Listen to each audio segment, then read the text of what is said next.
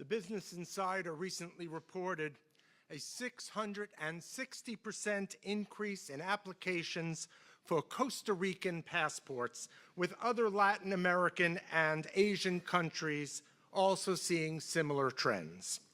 Fueled largely by wealthy Americans, this new passport rush has become the modern Plan B. Many of those considering new homes are Jewish Americans. So over the past decade, many of us Americans have been concerned about the rise of populism. We've reassured ourselves, however, that democracy in America was secure, that the guardrails were strong, and that Jews were safe. Some reveled in the U.S. support for Israel, and others took comfort in the fact that our president has a Jewish daughter and grandchildren. But history suggests caution. If you believe everything is fine in America, please listen to me for a different perspective. And if you believe that everything is not well, this historical lens will be even more urgent. So Jewish history is a history of emigration. The Torah itself begins with movement. Adam and Eve are exiled from Eden, and then Noah has to board a ship and sail away. And of course, Abraham leaves his home for a promised land. We are the wandering Jews. In 1492, while Columbus was sailing the ocean blue, Don Isaac Abravanel, a financier and treasurer to Isabel and Ferdinand, King and Queen of Spain, tried through his best efforts to stop the expulsion of the Jews from Spain. He used persuasion and even bribery. But he could not stop the Spanish Inquisition's decree of expelling all the Jews from Spain, and he too was forced into exile. The lesson: bribery and appeasement do not protect Jews from despots or monarchs. Moving forward to Theodor Herzl. Herzl, a journalist in France, was deeply shaken by the Dreyfus affair of 1894, where a Jewish army officer in France was falsely accused and convicted of espionage and sent to Devil's Island. Herzl concluded from that trial that Jews could never truly live safely among other nations. His solution? To fulfill the dream of a Jewish homeland, and so began modern Zionism. And though Israel would not be established until 1948, the story is actually way more complex. Because on July 12, 1906, Alfred Dreyfus was actually exonerated, thanks to the efforts of the French intelligentsia led by Émile Zola. French Jews regained a measure of acceptance in France, and many rose to power. Léon Blum became prime minister in 1936, René Mayer in 1953. In the 1960s, France became a haven for North African Jews, and today 500,000 Jews live in France. And yet, Herzl's warnings still echo. Anti-Semitism in France, home to the 6th largest Jewish community, has surged to historic levels, especially since October 7th. Anti-Semitic attacks in France have quadrupled to 1,676 in the year from October 7, 2023 to 2024. Thousands of French Jews are leaving annually. And Rabbi Moshe Sabag of Paris's largest synagogue declared, "It is clear there is no future for Jews in France today. I tell everyone who has young children to go to Israel or a more secure country." Others argue that the French Jews must hold their ground, protect what they have built, defend the civilization that they have helped create. If Jews abandon their homes, they relinquish a sacred responsibility, our responsibility to repair the world we live in. To give in to threats anywhere is to never live safely anywhere. Rabbi Leo Baeck. Rabbi Leo Baeck was the spiritual leader of German Jewry in its darkest hour. As war approached, he was presented with many opportunities to escape. He turned them all down. Baeck chose to stay in Berlin with his people. He negotiated with the Nazi authorities. He tried to keep Jewish schools open and keep synagogues open. And then he was deported to Theresienstadt. And even in Theresienstadt, he started to teach more and comfort those around him. Survivors called him the Rabbi of Theresienstadt. He was a symbol of dignity amid despair. But his courage of presence was not enough. He could not rally people to escape when flight was still possible. He hoped for reason in an age of brutality. His restraint, however admirable, was tragically insufficient. The lesson: spiritual resistance matters, but survival requires courage, vision, and decisive action. So even while Baeck was a leader in Germany, what was going on here in the United States? Was it a safe home for Jews in the time period between World War I and World War II? Well, if you've not listened to Rachel Maddow's podcasts, I urge you to do so, because this is what you will learn. In the 1920s, Henry Ford published the anti-Semitic Dearborn Independent. Lest you think it was just another rag, it was the second most popular newspaper in the country in the 1920s. The paper mimicked the protocols of the elders of Zion. In the 1930s, the most popular person on radio, anyone remember his name? Father Coughlin. 40 million listeners every Sunday, listening to his fascist and anti-Semitic screeds. Silver Shirts leader William Dudley Pelley called for the segregation of Jews into ghettos. This is between the wars. And just after the war, when the Nuremberg trials had just been completed and there was clear evidence from returning soldiers and survivors entering this country that the Holocaust had seen the murder of 6 million, there was a convention in Los Angeles, liberal Los Angeles. 3,000 people gathered for 3 days. The main speaker was Francis Yockey, who claimed then that the Holocaust was a sham. He was the first to do that. Let's give him credit for something. And the Jews controlled the world, according to Francis Yockey. On top of that, I love this piece. He claimed that some of Truman's top advisors were pedophiles. Sound familiar? Even as Jews in Europe were on the precipice of destruction in the 1930s and 40s, U.S. immigration policy stayed in place, largely attributable to American racism and anti-Semitism. The doors and gates to America were shut.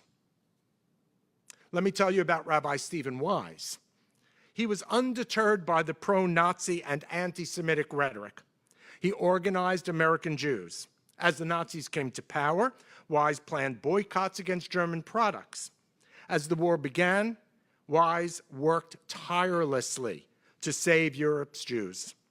Through the American Jewish Congress, which he helped found, he organized rallies, boycotts, and had many meetings with Franklin Roosevelt, the president. He demanded a U.S. response to the Nazi atrocities. One more. Natan Sharansky, perhaps the bravest among Jews who stood for justice and freedom. He stood against fascism and tyranny. He embodied defiance in the Soviet Union. He was imprisoned for demanding the right to emigrate. He never bowed. His courage helped ignite a movement that freed hundreds of thousands of Soviet Jews. He proved that one person's determination can be the salvation of many. So what about us? We live in a time of rising anti-Semitism, from the radical right, armed with conspiracy theories and violence, from the radical left, cloaked in justice, but denying Jewish peoplehood. We live in an era when democracy itself is in peril. And too often our response is, I can't listen to the news anymore. It's paralysis. We bite our tongues. We're afraid of being called alarmists. We remain silent, hoping that the system will hold. Fear and apathy are keeping us inactive. But Leo Beck's story warns us, waiting for reason to prevail in an age of acrimony is not enough. So what must we do? Strengthen our institutions, support synagogues and Jewish day schools and Jewish community centers and security initiatives. They are our backbone. Educate our children, no matter how old they are. Teach Jewish pride, Jewish history, and resilience. Knowledge counters shame. Preparedness counters fear. We must raise our voices.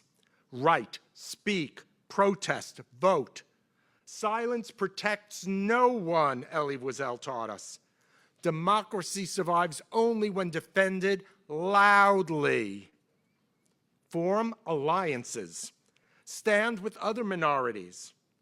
Wondering why the Latin community was drawn to Donald Trump? I'm going to guess that nearly no one in this room has spoken to another Latin American person about the topic. I haven't, and I'm ashamed of it, and I've got to change that. We need each other, especially other minorities, to stop racism, Islamophobia, xenophobia. And just as we ask other minorities to stand with us, we've got to be prepared to stand with them. We have to hold our leaders accountable, demand that they reject anti-Semitism vocally, defend the democratic norms, and regardless of whatever party they belong to. We have to practice hope through action. Hope is not wishful thinking. It is a conviction that we do what matters. See, the psalmist taught us to seek peace and pursue it. But seeking is just longing. Pursuing, that's action. Rabbi Leo Beck taught hope, but Natan Sharansky embodied action. So today, we need to embrace both. The greatest danger around us is not merely the hate, but it's the fear and the apathy within us. Let us not be the generation that hesitated until it was too late. Let us be the generation that stood firm, spoke loudly, built coalitions, defended democracy. We blow the shofar today. It is a call to action. Now is the time for thoughtful action, to vote, speak, to support the vulnerable, to engage, even when the odds seem overwhelming. Because courage begins with small acts. Speaking truth in conversation, supporting honest journalism, standing up for fairness. The gates are not yet closed. Yet the relentless stream of conflict and dire headlines has left many of us anxious and exhausted. They call this perseverative cognition, endless worry loops. It makes you feel powerless, and many disengage for self-preservation. And the state of our political affairs is deeply troubling. Surveys show that 75% of Americans do not trust politicians of either party. Democracy is truly threatened when we cannot trust our elected leaders. There is deep, deep polarization between right and left. And the rest of us just try to avoid the conflict. But let me tell you, I think it's far too soon to start packing our bags, because Jews and American history remind us meaningful action often can be the tipping point. Small acts of courage can tilt the balance. We still have the power to act bravely, kindly, and constructively. So, millions are going to protest in the streets on October 18th. Will you join them? Candidates who speak truth to power are running for office in Virginia and New Jersey and across America right now. Will you support them? Many are afraid of losing their jobs or being deported because they were not born in America. Will you be advocates for them? Others are being ostracized or expelled for expressing views that oppose the current administration. Will you speak up for them? Because until every avenue is exhausted, until we have joined, supported, advocated, and spoken out, it is not time to abandon hope. It is time to dig deeper, to draw from the resistance and purpose that our tradition offers. So let us not be remembered as keeping silent when justice calls. Let us be remembered as faithful like Leo Beck, but advocates like Stephen Wise, courageous like Natan Sharansky, and idealistic like Theodore Herzl. There is still room for hope if we act boldly, wisely, and together. May the one who makes peace in the heavens bring peace down to us, to these United States, to Israel and to its neighbors, to the entire planet. And let us not wait any longer to be God's hand in changing the world. Oseh shalom bimromav, hu ya'aseh shalom aleinu, ve'al kol Yisrael, ve'al kol yoshvei tevel, ve'imru amen. Let's sing it together. Oseh shalom bimromav, hu ya'aseh shalom aleinu, ve'al kol Yisrael, ve'imru